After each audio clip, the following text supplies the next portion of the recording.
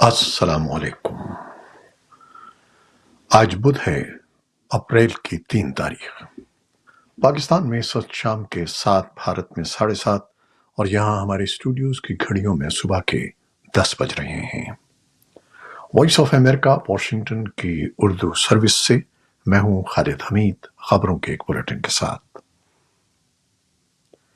عالمی بینک اور بلومبرگ نے 2 سال شدید معاشی مشکلات سے دوچار رہنے کے بعد پاکستان میں معاشی استحکام کی پیشگوئی کی ہے۔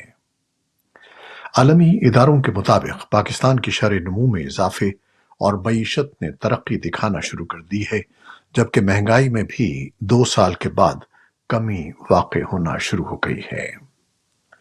ورلڈ بینک کے تازہ تخمینوں کے مطابق رواں مالی سال سے پاکستان کی اقتصادی ترقی بڑھنے کی توقع ہے، لیکن آئندہ 2 سال تک یہ 3% سے کم رہے گی۔ حکومت سخت معاشی پالیسیوں کے نتیجے میں ملک کو ڈیفالٹ ہونے سے روکنے میں کامیاب رہی ہے، لیکن گزشتہ 2 سال سے معیشت کی صورتحال نازک رہی ہے۔ Chief justice of Pakistan justice قاضی فائز عیسیٰ نے عدالتی امور میں خفیہ اداروں کی مبینہ مداخلت سے متعلق اسلام آباد ہائی کورٹ کے 6 ججز کے خط کی سماعت کے لیے فل کورٹ بنانے کا عندیہ دیا ہے۔ چیف جسٹس قاضی فائز عیسیٰ نے عدالتی امور میں خفیہ اداروں کی مبینہ مداخلت سے متعلق اسلام آباد ہائی کورٹ کے ججز کے خط پر از خود نوٹس کی سماعت کے دوران ریمارکس دیے کہ عدلیہ کی آزادی پر کوئی سمجھوتا نہیں ہوگا۔ عدالت نے سماعت 29 اپریل تک کے لیے ملتوی کر دی ہے۔ اسلام آباد ہائی کورٹ نے مائکرو بلاگنگ سائٹ ایکس پر بندش کے خلاف دائر درخواست پر سیکرٹری داخلہ کو 17 اپریل کو طلب کر لیا ہے۔ جوائنٹ سیکرٹری داخلہ نے عدالت کو بتایا کہ سیکیورٹی ایجنسیز کی رپورٹ پر ایکس کو بند کیا گیا ہے۔ چیف جسٹس عامر فاروق نے آئندہ سماعت میں سیکرٹری داخلہ کو پیش ہونے کا حکم دیتے ہوئے کہا کہ جو بھی خطرہ ہے اس سے متعلق وجوہات اور ثبوت تحریری طور پر پیش کریں۔ انہوں نے کہا کہ مفروضوں پر مبنی رپورٹ پیش نہ کی جائے۔ سیکرٹری داخلہ سے نہ ہوا تو پھر وزیر اعظم کو بلایا جائے گا۔ پاکستان کے صوبہ خیبر پختونخوا کے مختلف علاقوں میں آبی ذخائر کے لیے تعمیر اور دیگر ترقیاتی منصوبوں پر کام کرنے والے چینی انجینئرز کے تحفظ کے لیے پولیس اور دیگر سیکیورٹی اداروں نے کئی اقدامات اٹھانے کا فیصلہ کیا ہے۔ خیبر پختونخوا پولیس کے انسپکٹر جنرل اختر حیات گنڈاپور کی زیر صدارت پشاور میں منگل کے روز ایک طویل اجلاس میں ان اقدامات کے بارے میں تفصیلی تبادلہ خیال ہوا۔ وزیر اعظم شہباز شریف نے 2 دن قبل اپر کوہستان جا کر داسو ڈیم کے منصوبے پر کام کرنے والے چینی انجینئرز سے خطاب کیا تھا اور انہیں سیکیورٹی فراہم کرنے کا یقین دلایا تھا۔ پاکستان میں صحت کے حکام کا کہنا ہے کہ پاکستان میں ہر سال 6 لاکھ سے زائد افراد تپ دق یعنی ٹی بی سے متاثر ہوتے ہیں، جبکہ سن 2023 میں اس مرض سے 47,000 افراد ہلاک ہو گئے تھے۔ اس بات کا انکشاف پاکستان میں national T B control programme سے وابستہ ایک عہدیدار نے وائس آف امریکہ سے گفتگو میں کیا ہے۔ ان کا کہنا ہے کہ سن 2023 میں national T B control programme میں رجسٹرڈ مریضوں کی تعداد تقریباً 4,75,000 ریکارڈ کی گئی تھی۔ عالمی ادارے صحت کی ایک رپورٹ کے مطابق دنیا میں ٹی بی سے متاثرہ ممالک میں پاکستان 5واں بڑا ملک ہے۔ صحت حکام کا کہنا ہے کہ ٹی بی ایک قابل علاج مرض ہے۔ پاکستان کے سرکاری ہسپتالوں اور ٹی بی کے علاج کے لیے قائم 1,700 مراکز میں اس مرض کی مفت تشخیص و علاج اور عالمی ادارے صحت اور گلوبل فنڈ کے تعاون سے مفت ادویات فراہم کی جاتی ہیں۔ وسطی بھارت میں ایک جھڑپ میں کم از کم 13 ماؤ نواز باغی مارے گئے ہیں۔ پولیس نے بدھ کو بتایا کہ اس سال طویل عرصے سے جاری لڑائی میں مرنے والے باغیوں کی تعداد 50 ہو گئی ہے۔ पुलिस के मुताबिक मंगल को रियासत छत्तीसगढ़ के बीजापुर जिले के एक दूर दराज जंगल में सिक्योरिटी फोर्सेस के साथ फायरिंग का तबादला हुआ, जो तकरीबन 14 घंटे तक जारी रहा। भारत ने बागियों के जेर तसल्लुत रेड कॉरिडोर पर माओ नवाज बागियों का मुकाबला करने के लिए हजारों सिक्योरिटी एहलकार तैनात किए हैं। भारत ने चीन की जानिब से अरुणाचल प्रदेश के 30 मकामात के नाम तब्दील करने के अमल को सख्ती से मुस्तरद कर दिया है और इस दावे का इरादा किया है कि अरुणाचल प्रदेश उसका लाजमी हिस्सा है, जबकि बीजिंग का दावा है कि अरुणाचल प्रदेश, जिसे वो जंगनान कहता है, जनूबी तिब्बत का हिस्सा है। भारत इस दावे को मुस्तरद करता है। भारतीय वजारत खारजा के तर्जुमान रणधीर जसवाल ने मंगल को कहा कि नामों की तब्दीली से ये हकीकत नहीं बदल जाएगी कि अरुणाचल प्रदेश भारत का हिस्सा था और रहेगा। वजीर खारजा एस जयशंकर ने भी चीन के दावे को खारिज अज इम्कान करार दिया। तज्जियाकारों के मुताबिक नामों की तब्दीली मामूली मसला नहीं है। उन्होंने कहा कि नई दिल्ली को चाहिए कि वो इस मामले पर बीजिंग के साथ संजीदगी से गुफ्तगू करे।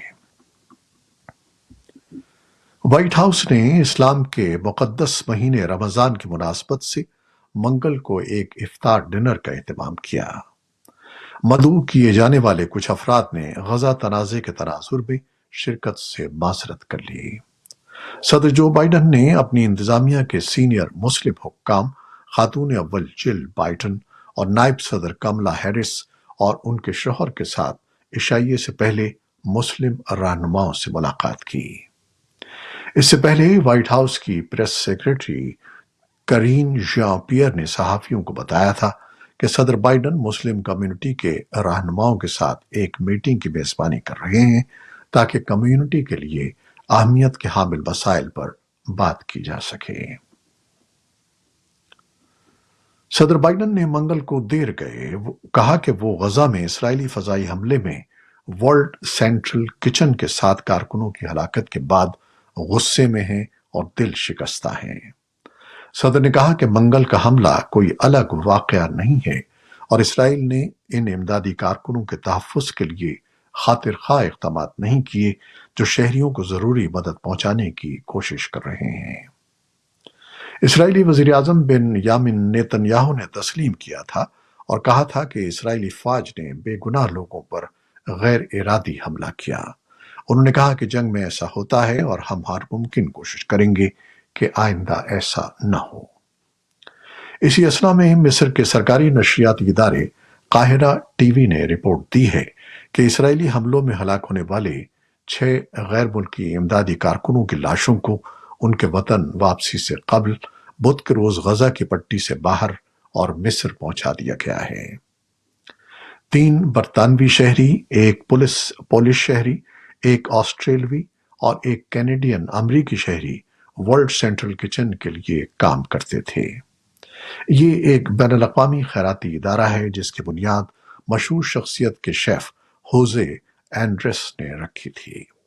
उनका फलस्तीनी ड्राइवर भी मारा गया है और इसकी बाकियात गजा में तदफीन के लिए उनके अहले खाना के हवाले कर दी गई हैं।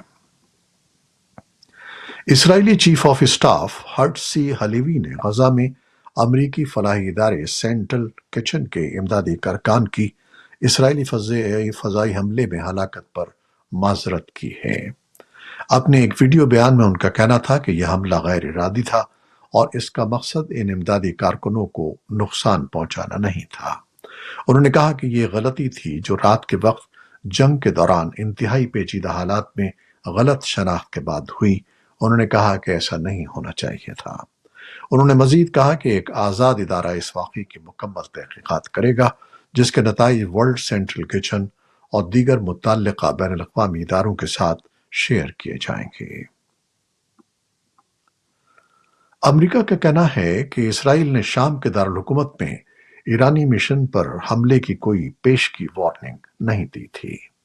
पेंटागन के तर्जुमान सबरीना सिंह ने प्रेस ब्रीफिंग के दौरान कहा कि अमरीका इस हमले में मुलव्वस नहीं था जिसमें 2 ईरानी जनरल और 5 फौजी मुशीर हलाक हुए हैं। تاہم رائٹرز کی رپورٹ کے مطابق 2 عہدیداروں نے نام ظاہر نہ کرنے کی شرط پر بتایا کہ حملے سے کچھ دیر قبل اسرائیل نے امریکہ کو مطلع کیا تھا کہ وہ شام میں کارروائی کرے گا، لیکن کسی ہدف کی نشاندہی نہیں کی تھی۔ ایران نے دھمکی دی ہے کہ وہ اسرائیل سے اس حملے کا بدلہ لے گا، جس میں اس کے سفارت خانے کے قونصلر سیکشن کو تباہ کر دیا گیا ہے اور ایران کی قدس فورس کے 7 ارکان اس میں ہلاک ہوئے ہیں۔ اسرائیل نے اس حملے کی ذمہ داری قبول نہیں کی ہے۔